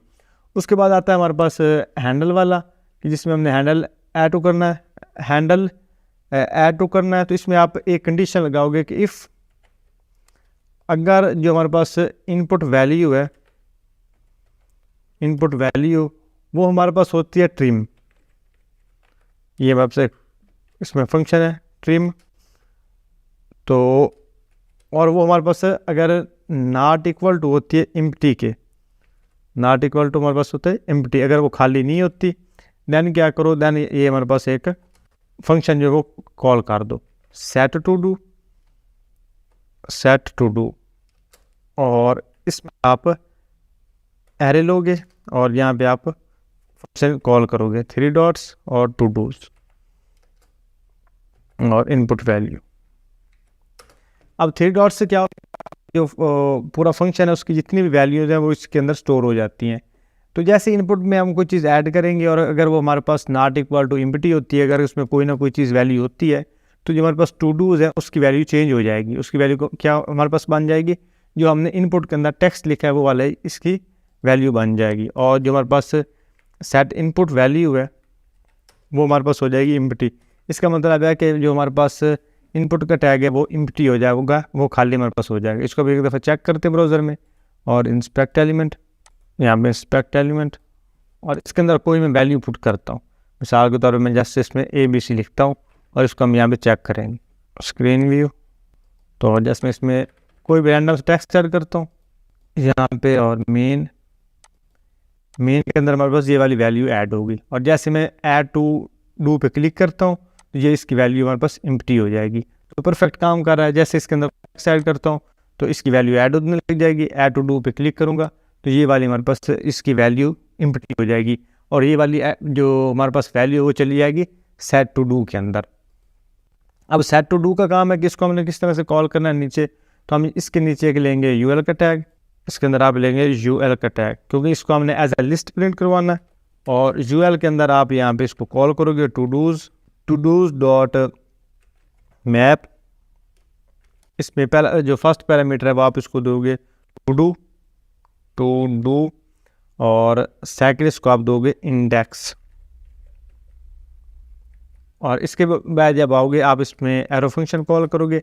लेकिन यहाँ पे आपने जब एरो फंक्शन कॉल करना है, यहाँ पे हमने पेरेंथेसिस नहीं लगाने, यहाँ पे हमने ब्रैकेट्स लगानी है, करली ब्रैकेट इस तरह से। अगर आप इसमें पेरेंथेसिस लगाओगे तो तब ये आपके पास काम नहीं करेगा।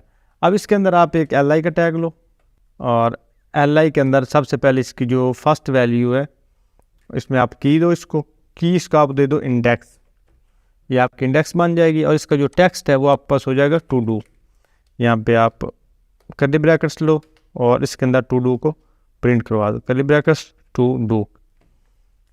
इसको सेव किया यहाँ पे। अब इसको ब्राउज़र में चेक करते हैं। इसके अंदर कोई भी एक वैल्यू पुट करता हूँ मैं, ऐड टू किया और ये हमारे पास यूएल एक्टिव हो गया और यूएल के अंदर हमारे पास इसकी वैल्यू ऐड होगी जो हमने वहाँ पे पुट की थी, ये वाली मार्क और FGF। अगर मिसाल के तौर पे यहाँ पे मैं करता हूँ बाबर, ऐड टू किया और ये नीचे हमारे पास यहाँ पे बाबर प्रिंट हो गया और ये नीचे हमारे पास एक बाबर की LI बन गई। अब इसमें हमने एक और बटन लगाना है जिसके साथ हमने इसको डिलीट करना है।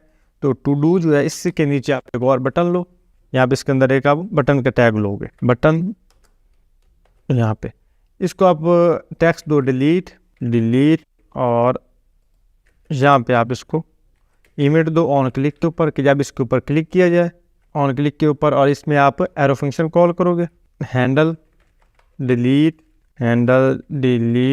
टू डू यहाँ, और इसमें आपकी जो वैल्यू होगी वो हमारे पास होगी इंडेक्स। इसमें हम इसलिए देंगे कि हमने जिस एलिमेंट को डिलीट करना है सिर्फ उसी को करेंगे, तो वो हमारे पास पॉसिबल होगा जब उसमें हम इंडेक्स एलिमेंट देंगे। तो यहाँ पे आपके पास हैंडल ऐड टू आ रहा है, हैंडल टू डू, इसी के नीचे आप एक और यहाँ पे फंक्शन लो, उसको हम नाम दो कांस्टेंट और हैंडल डिलीट टू डू यहाँ पे। और इसका जो फर्स्ट पैरामीटर है उसकी जो वैल्यू आप दोगे इंडेक्स, किसमें जो इंडेक्स नंबर आ रहा है उसी के साथ, और यहाँ पे कांस्टेंट लोगे, उसको नाम दो न्यू टू डूज और इसको आप इक्वल करोगे जो हमारे पास टू डूज का फंक्शन है जिसके अंदर आपका सारा डाटा मौजूद हो, जिसमें आपका सारा एरे का डाटा मौजूद हो रहा है। और यहाँ पे आप करोगे न्यू टू डू का आप यहाँ पे कॉल करोगे, न्यू टू डू डॉट स्प्लिप्स के इसमें आपने वो डाटा गायब कर देना है और इंडेक्स के साथ एक वैल्यू, मिसाल के तौर पर जिसके ऊपर हम क्लिक करते हैं वही वाली वैल्यू वो हमारे पास एम्प्टी हो जाएगी। और हमारे पास सेट टू डू है, बाकी जितना भी उसका डाटा है वो सेट टू डू के अंदर आ जाए, वो कौन सा बच जाएगा, वो हमारे पास बच जाएगा न्यू टू डूज वाला। इसको सेव किया और अब इसको चेक करते हैं ब्राउज़र में, यहाँ इसको रिलोड करते हैं और ये इसका क्लोज कर लेते हैं। अब इसमें कोई भी वैल्यू पुट करता हूँ, ऐड किया और अगेन। अब डिलीट वाले बटन पर क्लिक करते हैं, जैसे मैं क्लिक करूँगा ये हमारे पास वैल्यू डिलीट होने लग जाएगी। आई होप आपको समझ आ गई होगी इसको हमने किस तरह से करना है। अब आती है इसकी CSS की बारी। तो आप ये हमारे पास जो स्टाइल और CSS है इसके अंदर आपने ये कोड पेस्ट कर देना है, सिंपल सा कोड है, आपको सोर्स कोड मिल रहा होगा, यहाँ पे आपने पेस्ट कर देना है। जैसे सिंपल सा है, इसमें हमने डिव के अंदर जो यूएल है उसके अंदर जो LI है उसको आपने हल्की सी स्टाइलिंग दी और बटन को स्टाइल किया और मेन जो हमारे पास डिव है उसको थोड़ी सी स्टाइलिंग दी। जैसे 3 सेक्शन को हमने स्टाइल किया ताकि थोड़ा सा अच्छा नज़र आ जाए। तो अब ये जो CSS की फाइल है उसको आपने यहाँ पे इंक्लूड कर लेना है टू डू कंपोनेंट के अंदर। तो यहाँ पे आप करोगे इंपोर्ट और यहाँ पे style.css। अब इसको सेव करो, ब्राउज़र में चेक करो, तो ये किसी यहाँ पे CSS अप्लाई होगी। अब इसको आप अगेन चेक करो, एक दफ़ा ऐड करें और ये करते हो, इस तरह से ये आपका ये परफेक्टली काम कर रहा है। अब ये आपका जो यूएल का टैग है वो सही से स्टाइल नहीं हो रहा, तो वो किस तरह क्यों नहीं हो रहा उसको एक दफ़ा चेक करते हैं। आते हैं टू डू JS के अंदर। अब ये जो आपका यूएल का टैग है ना ये डिव से बाहर आ रहा है, तो हमने इसको डिव के अंदर ही रखना है। जो हमारे पास मेन डिव है ना इसके अंदर ही इसको पुट करना है। अब इसको सेव करते हैं, यहाँ पे चेक करते हैं। अब ये हमारे पास परफेक्टली काम करेगा। अगर इसमें डाटा पुट करता हूँ अब ये हमारे पास सही आ रहा है। और इसका डिलीट वाला फंक्शन चेक करते हैं, इसके ऊपर भी क्लिक करता हूँ ये हमारे पास साथ ही डिलीट हो रहा है। आई होप आपको वीडियो की समझ आई होगी। अगर आपका वीडियो के मतलब कोई भी सवाल हो आप नीचे कमेंट सेक्शन में पूछ सकते हो। अगर आपको वीडियो पसंद आए वीडियो को लाइक करें। अगर चैनल पहली दफ़ा विजिट कर रहे हैं तो चैनल को लाजमी सब्सक्राइब करें अपकमिंग वीडियोज़ के लिए। इंशाल्लाह मिलते हैं किसी अगली वीडियो में, तब तक के लिए अल्लाह हाफ़िज़। अब हम कोर्स ऐप बनाएंगे। कोर्स ऐप को बनाने के लिए SRC फोल्डर के अंदर एक मैं न्यू फाइल लूँगा जिसको मैं नाम दे दूंगा कोर्स डॉट, यहाँ पे इसका क्यू कैपिटल रखेंगे, कोर्स डॉट JSX। इसके स्पेलिंग में मिस्टेक हो सकती है, आप इसको अपने हिसाब से लिखते हो, लेकिन मैं तो इसको लिखती है कोर्स डॉट JSX। अब इसके अंदर मैं एक फंक्शन लूँगा, फंक्शन का मैं नाम लिख दूंगा course generator, QUOTES course vector. एक फंक्शन लगाया, अब इस फंक्शन के अंदर दो पैरामीटर पास करेंगे। सबसे पहले पैरामीटर में पास करूंगा इसको कांस्टेंट कोट्स, और सेकंड में पास कर दूंगा सेट कोट्स, और इसको लिख दूंगा यहाँ पे यूज स्टेट, और इसके नाम बाय डिफ़ॉल्ट इसको मैं एम्प्टी वैल्यू दे दूंगा। अब मेरे पास आ गया एक फंक्शन जिसका नाम था कोट्स जनरेटर, और इस फंक्शन के अंदर मैंने दो मतलब इस वेरिएबल ले ली, एक ले लिया इसके अंदर मैंने कांस्टेंट कोट्स। मतलब आप जब भी यूज स्टेट का इस्तेमाल करते हो तो पहले आप इसकी एक सिंगल वैल्यू लेते हो, फिर उसके बाद आप इसकी सेकंड वैल्यू लेते हो। मैंने इसको दे दिया कोट्स, और उसके बाद मैंने यहाँ पे इसको दे दिया सेट कोट्स। अब इसके बाद आएंगे बाहर आएंगे, इसको मैं यहाँ पे लिखूंगा एक्सपोर्ट डिफ़ॉल्ट, और डिफ़ॉल्ट के नाम में लिख दूंगा कोट्स जनरेटर, और इस फंक्शन के अंदर मैं लिख दूंगा नीचे रिटर्न, और रिटर्न के अंदर जस्ट मुझे पैरामीटर पास कर दूंगा, और इसके अंदर ये फ्रैगमेंट लगा दूंगा। तो ये मेरे पास लग गया। अब हम क्या करेंगे कि ये जो हमने कोर्स लिखा हुआ है ना, यहाँ पे आई थिंक स्पेलिंग तो ठीक है, तो इसमें एक बहुत बार लिख दो QUOT कोड, और यहाँ पे constant code is equal to you state. इसको सेव करता हूँ। अब इसके रिटर्न के अंदर एक हम डिव लेंगे, और इस डिव को हम एक क्लास लगा देंगे कि ये यहाँ पे, और डिव डिव के अंदर हम ले लेंगे एक h2 का टैग, इसके अंदर हम लिखेंगे कोड्स जनरेटर। ठीक हो गया। अब देखो दोस्तों, जब भी हमने कोर्स जनरेटर यहाँ पे लगाना ना, तो हमारे पास कुछ ना कुछ रेडीमेड से कोर्स होने चाहिए, चाहे वो हम कोई एपीआई इस्तेमाल कर लें। अगर एपीआई हम इस्तेमाल नहीं करना चाह रहे, हम अपने जो कोर्स हैं वो भी लिख सकते हैं। हम यहाँ पे अपने कोर्स लिखेंगे, उसके लिए मैं जहाँ पे फंक्शन को डिफाइन किया है इसके ऊपर आऊँगा, और एक वेरिएबल के अंदर उन सबको डिफाइन कर लूँगा कि यहाँ पे एक मैं कॉन्स्टेंट लूँगा जिसको मैं क्लास दे दूँगा कोर्स, इसको मैं इक्वल कर दूंगा, और यहाँ पे एक एरे लिया, एरे के अंदर मैं दे दूंगा code is like humour when you explain when you explain it is bad. ठीक हो गया। अब यहाँ पे हम कॉमा लेंगे, कॉमा लेने के बाद मैं यहाँ पे नीचे आऊंगा, और यहाँ पे एक और ले लेंगे, इसको दूंगा मैं fix the case not the system. अभी समटाइम ये जो चीज़ मैं लिख रहा हूँ आपको थोड़े थोड़े एरर नजर आ रहे होंगे, ये एरर नहीं है, ये इसके अंदर टाइप स्क्रिप्ट इनेबल है, इस वजह से ये कर रहा है। लेकिन आप जिस तरह से मैं कोड लिख रहा हूँ आपने उसी तरह से लिखना है, कोई एरर नहीं आएगा। फिर इसके अंदर हम एक और दे देते हैं simplicity, simplicity is the soul of efficiency. अब आपने सेम इसी तरह से जो मल्टीपल कोड्स हैं वो आपने लिखवा लेने हैं, चैट जीपीटी से या खुद से लिख लेते हैं। और एक और हम यहाँ पे दे देंगे make it work, make it right, make it fast. ठीक हो गया। अब ये जो कोड्स वाला एरे है ना, इसको हम यहाँ पे रेंडर करवा लेंगे, ताकि जितनी भी ये हमारे पास इसका डाटा वो सारा आ जाए।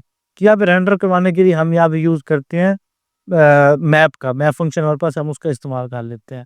अब मैं क्या करूँगा, मैं यहाँ पे इंस्टेड ऑफ मैप चूँकि पहले इसको बटन के ऊपर चेंज करवाना है, तो मैं यहाँ पे इसके नीचे ले लूँगा बटन। अब उस बटन को मैं टेक्स्ट यहाँ पे लगा दूंगा कि न्यू कोड के ऊपर हम क्लिक करें, कि हमें लिखा न्यू कोड, न्यू कोड। मेरे स्पेलिंग का मसला हो सकता है, यहाँ पे न्यू कोड्स। और अब मैं क्या करूँगा, यहाँ पे स्पेलिंग मिस्टेक है मेरी, ऐसे न्यू कोड, इस तरह से न्यू कोड, कोड के स्पेलिंग ये वाले होते हैं। अब इसको मैं लगाऊंगा एक इवेंट ऑन क्लिक, जब इसके ऊपर क्लिक किया जाए यहाँ पे, अभी जो गेट कोड फंक्शन है ऊपर हम डिफाइन करेंगे। यहाँ पे मैं कांस्टेंट लूंगा जिसको बना दूंगा गेट कोड्स, और गेट कोड्स को मैं दूंगा एक इनटू एरो फंक्शन। अब ये जो एरो फंक्शन है इसके अंदर मैं लगा दूंगा सबसे पहले एक कांस्टेंट जिसको मैं लूंगा रैंडम इंडेक्स, और रैंडम इंडेक्स को मैं इक्वल कर दूंगा मैथ डॉट फ्लोर के, मैथ डॉट फ्लोर, और इसके अंदर मैं लिखूंगा मैथ डॉट रैंडम।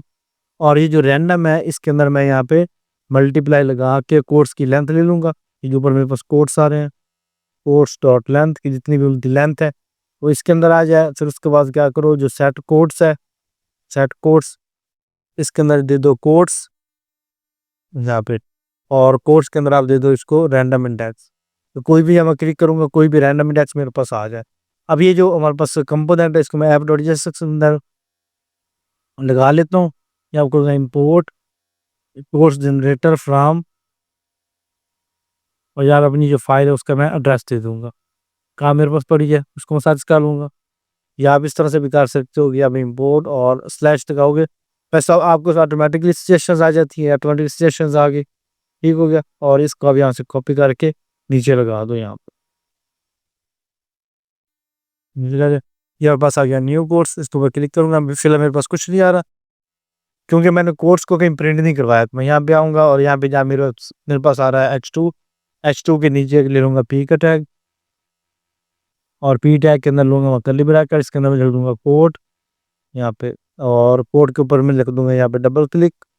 अगर ये मेरे पास ना हो जाए, अगर मेरे पास ना हो तो मेरे पास आ जाए क्लिक टू गेट कोड्स, ठीक हो गया, CU और OT, और इसमें यहाँ पे क्लोज कर दूंगा, ठीक होगा। सेव चाहिए मेरे पास आया। अब इसके ऊपर क्लिक करूंगा गेट न्यू को के ऊपर, मेरे पास ये वर्क नहीं कर रहा, लेट मी चेक क्यों नहीं कर रहा। यहाँ पे एक दफ़ा अलर्ट बॉक्स लगा के भी इसको चेक कर लेंगे, तो अलर्ट आ रहा है, इसका मतलब है कोड हमारा परफेक्टली वर्क कर रहा है, हमारा कोड में इस जगह पे इशू है। तो सबसे मेरे पास आ गया random index is equal to math floor के अंदर मैथ डॉट रैंडम, हमने रैंडम फंक्शन लिया और इसके अंदर हमने जो कोर्स की लेंथ है उसको लिया। अभी जो रैंडम इंडेक्स था ना, इसको हमने लेना था एरे की सूरत में, ना कि हमने इसको कर्ली ब्रैकेट्स की सूरत में। अब सेव किया, अब मैं क्लिक करूंगा यहाँ पे, इसको चेक भी कर लेंगे इधर भी ताकि कोई हमारे पास एरर ना रहो। अच्छा, इसमें कोर्स डॉट जेएसएक्स की 20 लाइन नंबर पे जो ना कोई है, तो सेट कोर्स हमारे पास ठीक हो गया, उसके बाद पोर्ट्स हो गए मेरे पास। अच्छा, ये भी बस ऊपर ही वाले कोर्स आने थे, ये वाला सेव किया। अब चेक करता हूँ, अब मेरे पास आ गया। अब देखो मैं क्लिक करता हूँ तो मेरे पास हर दफ़ा एक न्यू रैंडम कोड आ रहा है। अभी आपको एक स्टाइल नजर आ रहा होगा, वो डिफ़ॉल्ट इसकी CSS है, तो उस सारे CSS को हटा दूंगा ताकि जो बाय डिफ़ॉल्ट आपको जिस तरह से आएगा इस तरह से। हमने बहुत ही सिंपल वे के अंदर एक कोर्स जनरेटर ऐप बना ली यूजिंग React.js।